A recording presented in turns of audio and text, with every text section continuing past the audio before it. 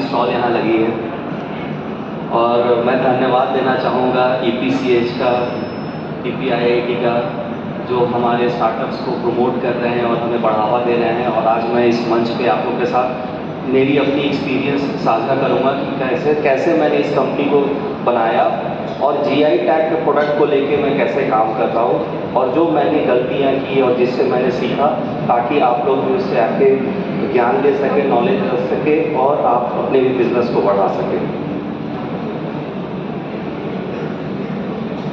राहुल जी, एक और खास सोर्स ऑफ इंस्पिरेशन के सकते हैं आप सब लोग कि वो ऑनलाइन प्लेटफॉर्म पे आपके GI प्रोडक्ट्स लेके गए और आज सेलिंग भी कर रहे हैं वो, तो ये आपके नेक्स्ट स्टेप हो सकता है।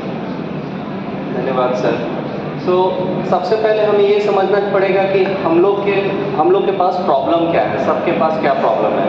तो जब मैं किसान के पास जाता हूँ तो उनकी प्रॉब्लम ये रहती है कि सर मेरा सामान तो है लेकिन मार्केट नहीं मिल रहा है, बहुत सारे प्रोग्राम्स हो रहे हैं लेकिन उससे हमें बढ़ावा नहीं मिल रहा है, बढ़ावा मिल रहा है लेकिन जिस स्तर पे हमें सेल होना चाहिए वो नहीं हो रहा है। तो क्या कर सकते हैं हम लोग, क्या क्या प्रॉब्लम आ सकती है। साथ में कंज्यूमर्स को अगर हम लोग देखें तो ये सब कुछ स्टडीज़ हैं, जैसे आलोक चौधरी जी हैं, विक्रम सिंह जी हैं, जो हमारे जैसे आपके जैसे लोग हैं, उनको अच्छा खाना चाहिए लेकिन उनको प्लेटफॉर्म नहीं मिल रहा है कहाँ से वो खरीद सके अच्छे खाने को।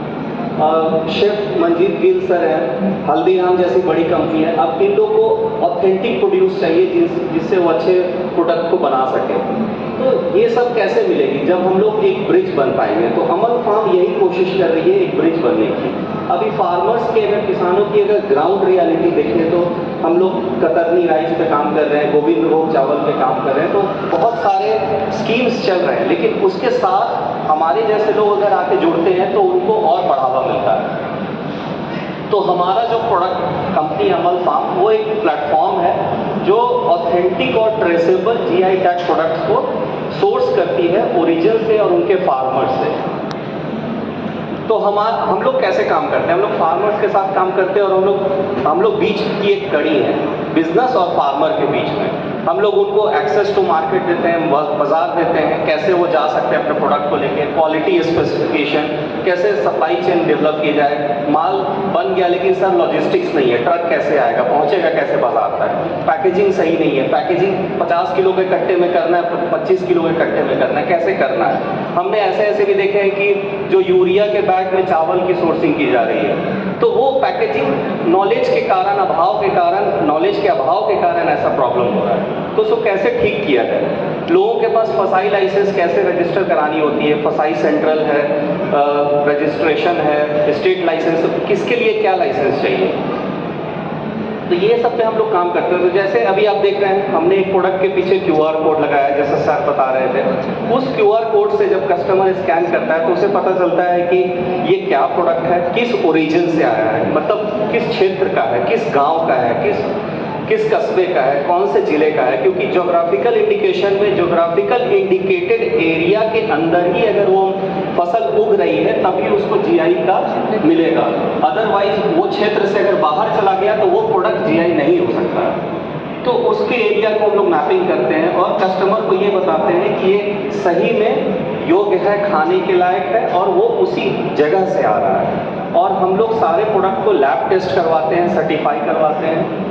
उसके बाद हमने एक प्लेटफॉर्म अभी लॉन्च करने जा रहे हैं जो बल्क प्लेटफॉर्म होगा। जैसे अब हमारे किसान के पास 400 क्विंटल काला नमक चावल है, गोविंदो वो 500 क्विंटल है, अब उसको बल्क में कैसे बेचा जाए।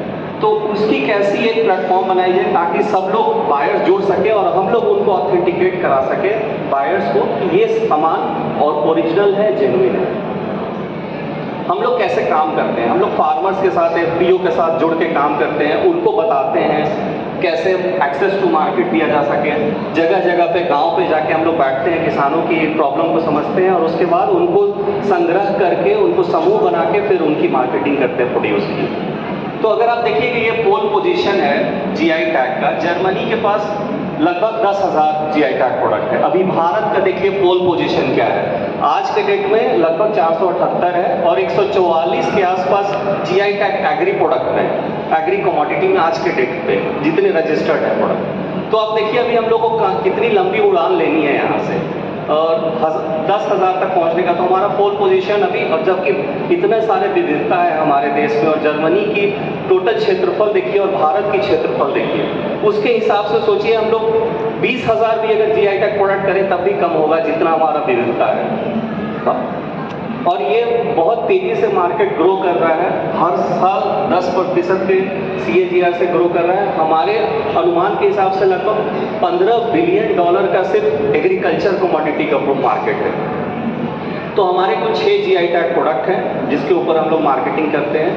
अब इस पे सोशल इकोनॉमिक इम्पैक्ट भी है, जो किसानों को डायरेक्ट आय मिलती है, एक कंजर्वेशन ऑफ बायोडाइवर्सिटी भी है, और साथ में जॉब अपॉर्चुनिटी मिलती है लोकल लेवल पे लोगों को। तो ये हमारे कुछ रिकग्निशंस हैं जो हमें मिले हैं पिछले 20 महीनों में। हमने पार्टिसिपेट किया है EPCH के माध्यम से, DPIIT के माध्यम से। भारत सरकार ने हमें बहुत मदद की है बढ़ाने में ये सारे प्रोडक्ट्स को। और ये सारे इवेंट्स हैं जिसमें हम लोग जाते हैं, सियाल इवेंट्स में, सारे गवर्नमेंट की तरफ से हमें स्टॉल मिले हैं, और ये हमारी कुछ रिकग्निशन है लास्ट 20 मंथ्स में। तो मैं ये बताना चाहूँगा कि हमने भी शुरुआत 2,000 रुपये से की थी, आज हमारी टर्नओवर 1.5 करोड़ रुपये है। तो हमने बहुत प्रॉब्लम फेस किया, पैकेजिंग कैसे की जाए, हर स्तर पे, छोटे छोटे स्तर पे काम कर करके कस्टमर से बात करके तब हमने स्टार्ट किया, और पिछले 20 महीनों में आज हमारी ये पहुंच है और हम लोग यहाँ तक पहुंच पाए। धन्यवाद।